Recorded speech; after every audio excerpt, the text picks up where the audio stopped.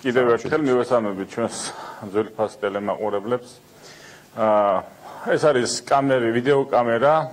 ვიდეო კამერით დაფიქსირებული ჩანაწერი და რატომღაც ვისაც როგორ უნდა ისე გებულობს ამ ჩანაწერს, თუმცა თუ ობიექტური თვალი შეხედავს აღნიშნულ ვიდეო ჩანაწერს, აშკარა რომ იკვეთება არა ოთარ ფარცხალაძის მხრიდან რაიმე მართსაწინააღმდეგო ქმედება ან თავდასხმა ბატონ ლაშა თორდიაზე, არამედ პირიქით. ამიტომ ალბათ ჯობია რომ ობიექტურმა დამკვირვებელმა შეაფასოს აღნიშნული ვიდეო თვალით დაფიქსირებული მოცემულობა. აშკარაა რომ ის რასაც ქვია ბატონ ლაშა თორდიაზე თავდასხმა ამ კონკრეტულ შემთხვევაში ნამდვილად არ არის დაფიქსირებული. რაც შეეხება სხვა რაკურსით გადაღებულ ჩანაწერებს, ცოტა გაურკვეველია, თუმცა გასაკვირია, ან თუ ამ რაკურსით თავდასხმა და ფიზიკური ანგარიშჭოლების მცდელობა ბატონ ლაშა თორდიას მხრიდან იკვეთება, სხვა რაკურსით დანახული იგივე შემთხვევა, როგორ შეიძლება იყოს ამის საწინააღმდეგო, თუმცა მე მოუწოდებ სწორედ აქ ჩდება კითხვის ნიშანი. შეიძლება დავამთავრებ, მოუწოდებ საგამოძიებო ორგანოს მას არ განუხორციელებია არანაირი თავდასხმა და სხვა ხედით გადაღებულ მასალაში იქნება სხვა სურათი. გისმენთ.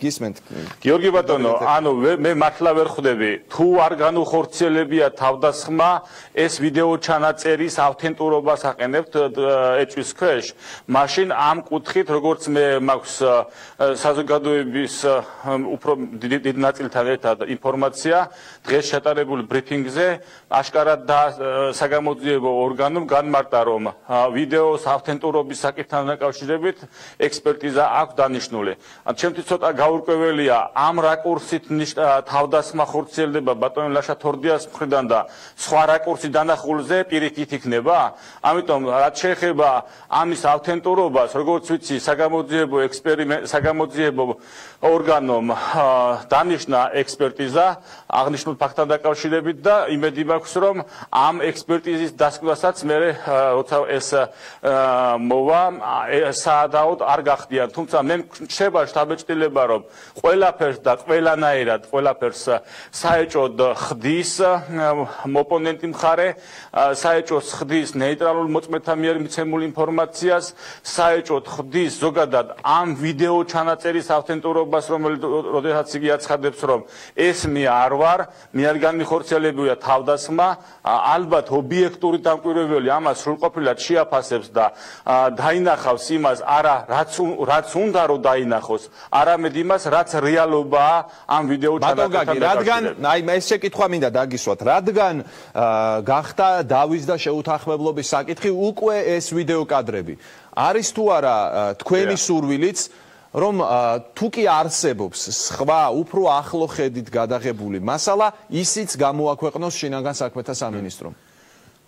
რა თქმა უნდა, ჩვენ პირველი დღიდან მოყოლებული ვითხოვთ და თქვენ იცით, რომ ჩვენ მიუხედავად იმისა, რომ გამოძიება მიმდინარეობდა საგამოძიებო ორგანოს საგამოძიებო მოქმედების ჩატარების პარალელურად, ჩვენ თვითონ ვაწარმოებდით გარკვეული სახის ინფორმაციის მოძიებას და სწორედ ამ ინფორმაციის მოძიებაზე დაყრდნობით ჩვენ ინფორმაცია მივაწოდეთ საზოგადოებას, ვინაიდან დღეების განმავლობაში ცალმხრივად ხდებოდა გარკვეული სახის ინფორმაციის და ამავე დროს არასწორი ინფორმაციის მიწოდება საზოგადოების მიმართ, რომლითაც დადასტურდა თუნდაც იმ ნეიტრალური პირების მიერ გამოკითხვის დროს ის ფაქტი, რაზეც ახლა დღეს ჩვენ ვიხილეთ ვიდეო თვალით დანახული ის მოცემულობა. ამიტომ ჩემი მიზანი არის ის და ეს საუბარი დავიწყე, იმიტომ რომ თავად ჩვენ მოვთხოვეთ კაფე-ბარის ადმინისტრაციას, რომ გადმოეცათ ჩვენთვის ვიდეოები, რომ გაგვესაჯაროებინა.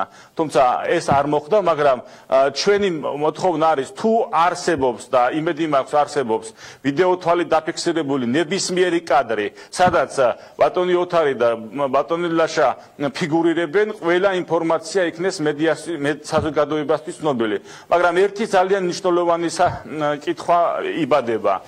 ნებისმიერ აქამდე თუ ამბობდნენ, რომ ვიდეო ჩანაწერს დამალავენ, წაშლიან, გაანადგურებენ და ასე შემდეგ.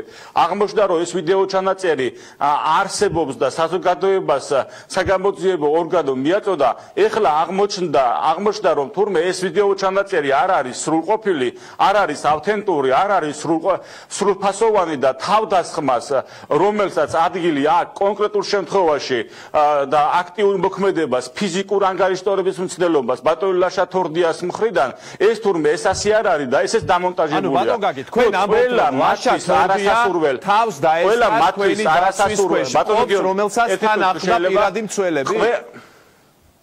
ყველა მათთვის არასასურველი ინფორმაცია შეფასებული არის ნეგატიური კონტექსტი მათი მხრიდან და ასე არ შეიძლება ბატონებო, როდესაც ჩვენ უყურებ ამ ვიდეო ჩანაწერს, სადაც დაფიქსირებულია ცალსახად, ვინ რა მოქმედებას აკეთებს და ამის პარალელურად ვამბობთ იმას, ამის საპირისპიროდ, უბრალოდ ეს არის ალოგიკური და სამართლებრივ ჩარჩოებს სცილდება. რაც შეეხება იქ კარგად ჩანს, რა ბატონმა ოთარ ფარცხალაძემ საერთოდ რა მოქმედება გააკეთა თუ არა ის რაიმე აქტიური მოქმედება. კარგად ჩანს ბატონ ლაშა თორდიას ფიზიკური ანგარიშტორების მცდელობა და ასევე კარგად ჩანს პირადი დაცვის აქტიური მოქმედება, რომლის საფუძველზეც განეიტრალდა ეს სიტუაცია.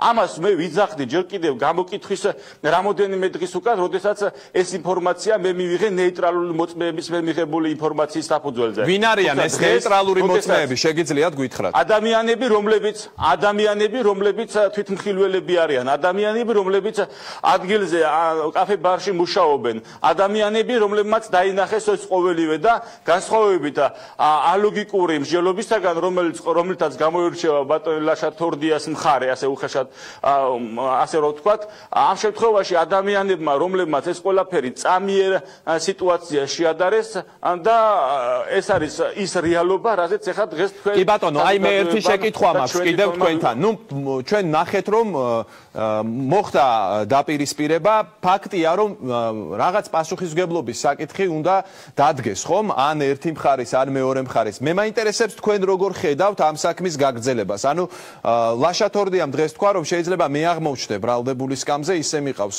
გამოძიება საქმე. ანუ თქვენ ფიქრობთ რომ ლაშა თორდიას პასუხისმგებლობის საკითხი დადგება საბოლოო ჯამში ამ საქმეზე? მე იმას ვფიქრობ, რომ ბატონი ოთარ ფარცხალაძე აბსოლუტურად უდანაშაულოა ამ ეგრეთ წოდებულ ინციდენტში. მე იმას ვფიქრობ, რასაც ვხედავ და რაც კი არ მინდა რომ დავინახო, რაც რეალურად რომ ასია. მე იმას ვფიქრობ, რომ გავრცელებულ ვიდეო ჩანაწერებში არ არსებობს ოთარ ფარცხალაძის ბრალეულობა და იმის სცენარის განვითარება, რაც სურდათ რომ ბატონი ფარცხალაძე დაედანაშაულებინათ რაიმე მართლწინააღმდეგობის ჩადენაში.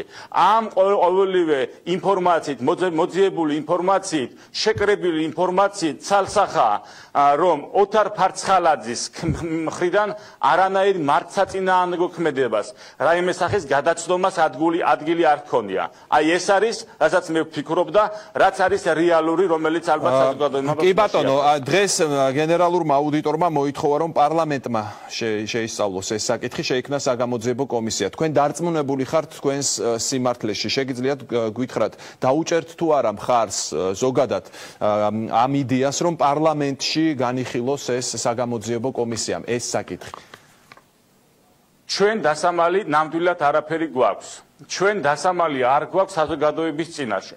როგორც არის ხელზე და თითზე დახვეული ეგრეთ წოდებული მერიის თემა, ასევეა ეს ყველაფერი, რადგან ახლა თქვენ საუბრობთ, ნებისმიერმა საგამოძიებო ორგანო, ნებისმიერმა არასამთავრობო ორგანიზაციამ თავარია გამოიკვლიოს ობიექტურად. არ არის ჩემთვის საგამოძიებო ორგანოს მიმართ გაჩენილი უნდობლობა, რომელიც ასე იქნება მუდამ ვინაიდან ბატონი ოთარ ფარცხალაძე იყო მთავარი პროკურორი, ეს ნიშნად გასდევს ყოველივე ამას. ამიტომ ჩვენ ვართ მართლები, ჩვენის მხრიდან რაიმე გადაცდომას ადგილი არ აქვს.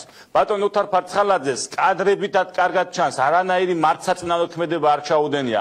ამიტომ ნებისმიერ შემთხვევაში ჩვენ ნებისმიერ შემთხვევაში ნებისმიერ შემოთავაზებაზე ვართ თანახმა. თავარი არის რომ რომ დაუშვათ ის მოცემულობაც, რომ საგამოძიებო ორგანო შეიქმნას ამ შემთხვევაში პარლამენტში, პარლამენტის მიერ მიღებულ გადაწყვეტილებასაც გააპროტესტებს მხარე, რადგანაც ის არ მოეწონება.